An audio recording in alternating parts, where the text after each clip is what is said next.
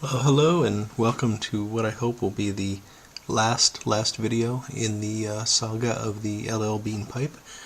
I thought I was done after the last video that you've probably already seen. If you haven't, you might want to look at that one because that's sort of the final, putting this all back together and calling it done video. But after I had gotten all back together, I set it aside for a few days, and then I wanted to take some photographs of it to put at the end of the last video, sort of a comparison of what we started with to what we've got now. And when I did that, I noticed that there's actually quite a bit of oxidation on the stem that I hadn't noticed when I was cleaning it up at the end. It's particularly bad on the underside. I mean, you can see this sort of grayish-green haze that's covering a lot of this. And that's just not acceptable. So we want to get rid of that. We want this to be a nice jet black stem, and that should be possible. There's a lot of different ways we could do that. The easiest would be to use a buffer and varying grades of buffing compound and just basically polish it out. If this were worse, if there was a lot of oxidation, then we certainly would have to start with some wet sanding. Just manual hand sanding before we took it to the buffer. But I'm going to actually hand sand the whole thing. It's not going to be that hard. There's not that much to do, and I thought you might appreciate that process, seeing that through a bit.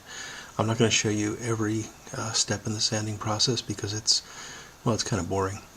But it's I'll show you a few grits, and then I'll come back at the end and show you the last grit. So we're going to start. We're going to use two different tools for this. The first is some plain old sandpaper. Well, not plain old, but sandpaper. This is actually an automotive sandpaper, and sorry that's inverted, but this is actually a 1200 grit paper, and it's you can feel that there's a grit on there, but it's actually quite smooth compared to something you would use for woodworking, which is usually, with woodworking, I'll typically not go higher than 300. Sometimes, depending, if I'm polishing something that's got a finish on it, maybe up to 600. But unless I'm working on plastics, or I'm really trying to get a high sheen on a finish, I wouldn't go to something as extreme as 1200. This is really reserved for polishing plastics, automotive bodywork, that sort of thing. So this is actual sandpaper. It's a wet dry paper. The other thing that I've got are these little sanding sponges, and these are just neat little squares. They're soft. They've got a foam core, and they're covered with sandpaper on both sides. And these again are very fine grits. And I've got a chart here that you will not be able to really read because it's inverted, but this starts at 1500 and runs all the way up to 12,000. So this is a very, very fine grit, and I can tell you that when I rub my finger across that, it basically just feels like it's a piece of foam. There's almost nothing there, but it does do a nice job of polishing. So what I'm going to do is I'm going to start wet sanding with the 1200 grit sandpaper, and just continue to go one at a time all the way up through the grits until I get up to that final 12,000 grit. And to do that, I'm going to take the stem off, and there's a couple things we want to be careful about here. I'll take the filter bits out as well.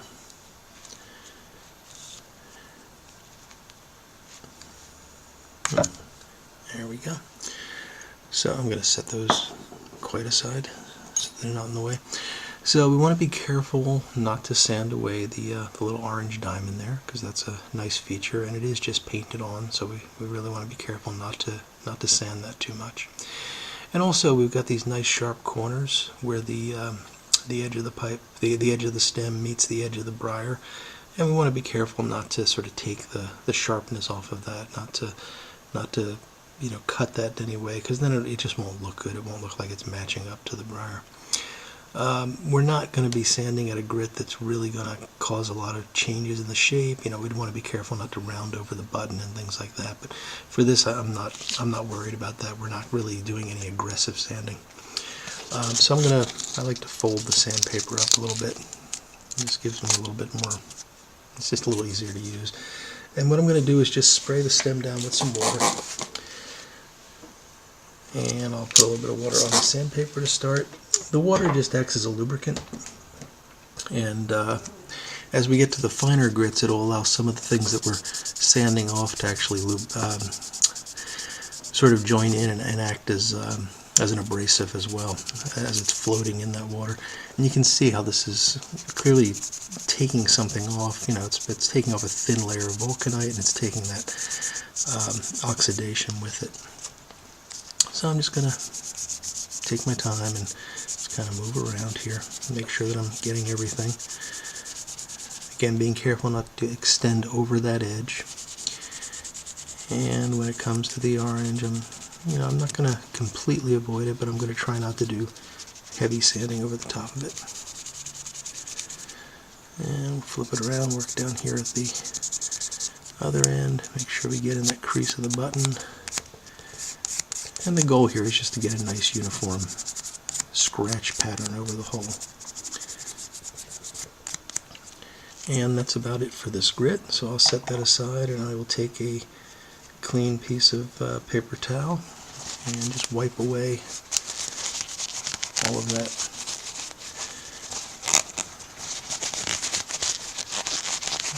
All that we've sanded off. And you can see there's definitely some scratches that we've put in this. It's dulled it up quite a bit, but that's okay. It's doing the job. Now I'll show you the first grit of the sanding sponges, and we're going to actually go through 1, 2, 3, 4, 5, 6, 7, 8, 9. So we'll go through 9 more grits. I'm only going to show you this one, and then I'll come back at the end so that you don't have to sit through the whole process. Because I do understand how thrilling it is to watch me sand. And again, the same thing, I'm just putting a little bit of water on the stem and then some water on the sanding sponge. And we will, once again, just slowly work our way around here. The nice thing about the sponge is that it does have that flex to it, so you can sort of shape it around and make sure that you're really getting everything. Trying to be careful around that nomenclature again. Once I get up to the higher grits, that's going to be less of an issue because we're not going to really do much damage to the paint if we're sanding across it with a very high grit. We're really going to be polishing it more than anything. And I'm paying particular attention to this area down here. I'm going to put a little more water on it. This area where we know that we've got a lot of oxidation.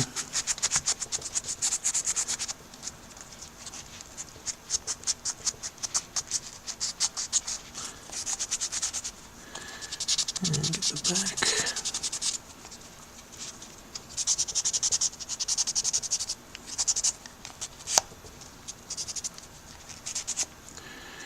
And just make sure we're getting in that crease behind the button. And once again, we'll take a clean cloth. I'm using a clean cloth each time. I want to be careful not to transfer any of the grit, so the idea is that you're putting scratches in, and as you increase the number, you're using finer and finer abrasives. So the higher the number, the smaller the scratches you're putting in. So we're going to, at each round, we're going to be replacing the bigger scratches with smaller scratches until it gets to the point where they're going to be so small that you won't be able to see them, and all you'll see is the shine of the polished plastic. So that's where we are now. Obviously still quite a bit to go. So I'm going to pause this, and I will come back to you once we get to the last grit. Okay, so it's about 15 minutes later. I went through all of the grits that I had planned, everything that I had shown you, and at that point there still was a bit of a oxidation occurring up in this area. And I looked at it and I realized that I probably just wasn't being aggressive enough up there, so I decided to, that was after about 10 minutes, so it took me about 10 minutes to go through all the grits. And then I decided to just start over again and work on this area a bit more aggressively. And I'm pretty happy with where I am now. We still have the actual last grit, and I've been actually wetting the sponge a bit more as we get to the lower grits. I'm not sure why, it just makes me feel like I'm doing a better job polishing if I've got more water on there. And we're just going to go ahead and try to buff this out now with the finest grit.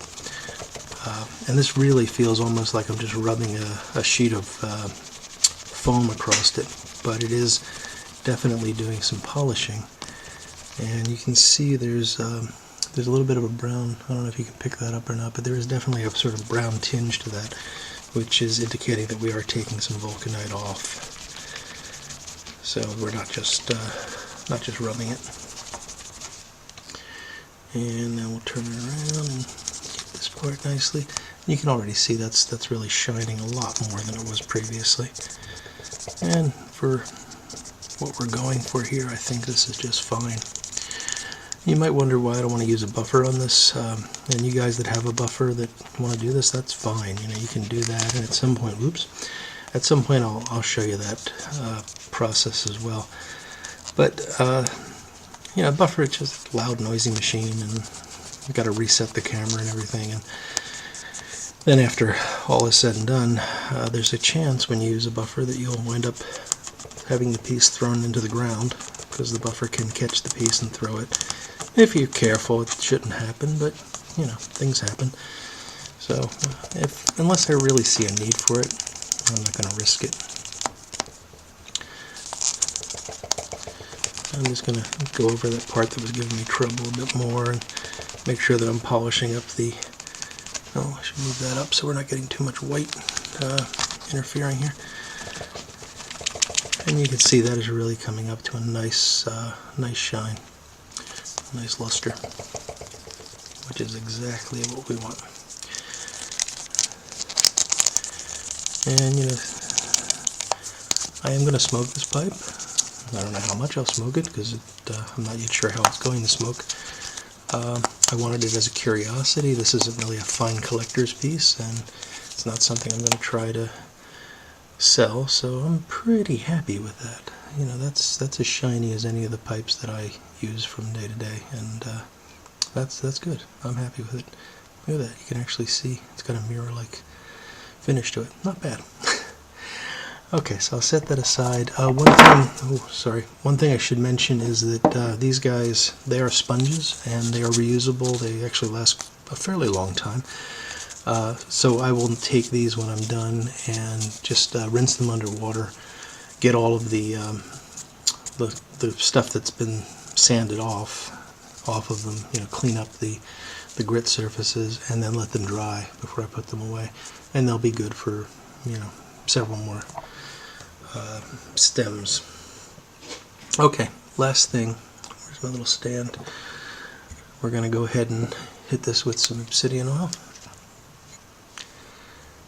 And just a little bit of... I want to make sure that I've got this really clean. Before I do the oil, I'm going to spray it down with water one more time. And then dry it off. Just want to make sure that I've got any grit off of it, so I'm not massaging grit into the stem. And what I was saying earlier about the sanded off particles getting suspended in the water, you know, that can help you. It can actually aid in the polishing process, but you're also getting the grit particles coming off of the sandpaper or the sanding sponge and getting suspended in that water. So it's important to make sure that between grits you really do clean this well, or else you could wind up with putting larger scratches back in rather than the smaller scratches that you're working towards polishing out. Alright, so same process that we've already seen. I'm going to just liberally apply this obsidian oil or mineral oil. And this little bottle is so convenient. When it runs out, I will probably refill it with mineral oil because the mineral oil comes in a much larger bottle. But for economy's sake, I don't think I'll be purchasing obsidian oil again. Alright, that's good. So we'll put that on a stand here. And just give it a minute or two. And while we're waiting for that to sink in a bit, and I'm getting oil off my hands, you know, I'll just say that this is, you know, not uncommon. You think you're done, then you look at it, and you look at it in a different light. In this case, I looked at it a few days later, and you say, I'm not too happy with that. Well, that's okay. This is a kind of hobby where you can, in 15 minutes time, go back and redo it. And you're not doing this to impress anyone, you're doing it to make yourself happy. So if you're not happy with the results, change it. If you're happy with the results, if you don't mind a little bit of oxidation on the stem, that's okay too. Enjoy the pipe, enjoy the process, enjoy the fun of taking something that costs $10 or $15 and making something that you're happy with out of it. Okay, so normally I'd probably leave this about 10 or 15 minutes, but we've got this polished up to the point now where I'm pretty happy. We've already let this soak in oil previously, so I just want to leave a thin protective coat. I'm not really trying to shine this anymore. But we don't want it to be greasy either, so we'll make sure we get all the oil off. And there you can see the shine that's left on that. So that is really a much, much better result than what we had previously. So we will, if you can bear with me one more time as I put the monster back together. We'll put our little tube in, make sure that the slot is oriented at the bottom. Put our pipe cleaner in. This is the same pipe cleaner, I haven't smoked it, so no problem with that. Just make sure there's no oil on the tenon, because we don't want to lubricate the mortise. We want that to hold nice and tight. Slide it back into the pipe.